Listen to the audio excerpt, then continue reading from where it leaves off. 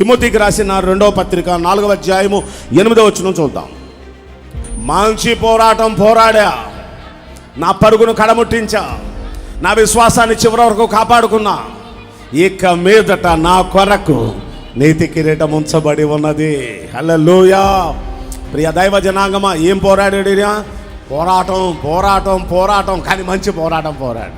పరుగును చివరి వరకు పరిగెత్తాడు. ఆగిపోవాల్సిన పరిస్థితి వచ్చినాయి కానీ చివరి వరకు పరిగెత్తాడు. అంటే కడముట్టించాడు తన పరుగుని, చివరి వరకు తన విశ్వాసాన్ని కాపాడుకున్నాడు. ఇప్పుడు అంటున్నాడు, ఇక మీదట నా కోసం అదిగో కిరీటం, నా కోసం నీతి కిరీటం ఎంచబడింది. ఇక మీదట పోరాటాలు లేవో, ఇక మీద ఆరడాలు లేవో, ఇక మీదట బాధలు ఇబ్బందులు లేవో, ఇక మీదట నాకు కిరీటం. ఆమేన్ చెప్పండి.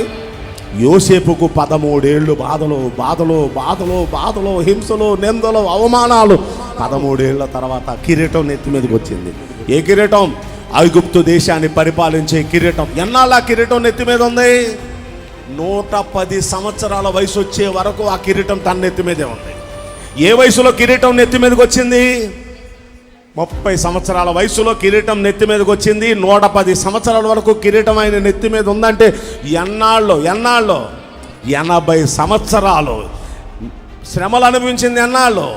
13 సంవత్సరాలు. 17వ ఏట స్టార్ట్ అయినాయి, 30వ సంవత్సరంలో కిరీటం మీదకి వచ్చింది. ఆమేన్ చెప్పండి.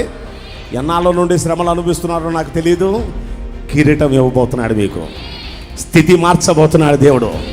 ఇక మీదట ఆ పాతవి ఇక ఉండనే. మనస్ఫూర్తిగా చెప్పండి, ఇక్కడ ఆ పాత బాధలు ఇక ఉండనే. కిరీటం ధరించబోతున్నాడు ఆయన. మీరు శ్రమలు అనుభవించింది ఎన్నాళ్ళు నాకు తెలియదు. ఈయన 14 ఏళ్ళు శ్రమలు అనుభవించాడు, కానీ 40 సంవత్సరాలు కిరీటం. 40 సంవత్సరాల తర్వాత మరణం దగ్గర పడిందన్న సమయంలో తన కుమారుడి మీద నెత్తి మీద కిరీటం పెట్టి ఈయన ప్రశాంతంగా కన్ను మూసాడండి. హల్లెలూయా. అంటే ఇప్పుడు ఆ తర్వాత కూడా కిరీటం కంటిన్యూ అయింది. ఎందుకు ఈ మాటలు మీకు చెప్తున్నానంటే, మీరెన్నాళ్ళు ఏం బాధలు అనుభవించారో నాకు తెలియదు, సన్మానం అనుభవించబోయే రోజు వస్తుంది. కిరీటం అంటే సన్మానం. హల్లెలూయా. ఇన్నాళ్ళు పడిన నిందలు, అవమానాలు తొలగిపోయి అవమానాలను ఆశీర్వాదంగా, నిందలన్నిటినీ దీవెనలుగా నువ్వు మార్చే దేవుడవయ్యా. మీ నిందలు దీవెనలుగా మారునుగాక, మీ అవమానాలు సన్మానముగా మారునుగాక.